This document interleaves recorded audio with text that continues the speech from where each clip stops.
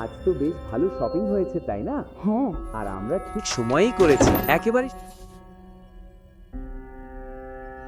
তুমি কি রান্না করেছো? আসলে আমার কিছু কাজ ছিল, তাই রান্না করতে পারিনি। আমি ভাবছিলাম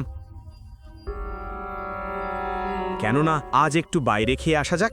আহা, এমন অজুহাত তো আজকের আগে শুনিনি। তুমি তো সারাদিন বাড়িতেই থাকো, কোনো কাজ নেই।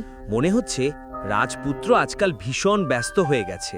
অনন্যাও অভিনবের কথা হজম করতে পারছিল না, কিন্তু গত কয়েকদিন ধরে অভিনবের এই বদলে যাওয়া রূপ দেখে অনন্যা বিরক্ত হচ্ছিল না।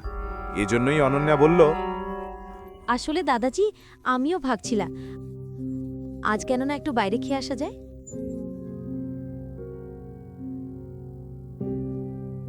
অনন্যার এই কাজে অভিনব বুঝল যে সে তাকে সাহায্য করছে। অভিনবের মন আনন্দে নেচে উঠল।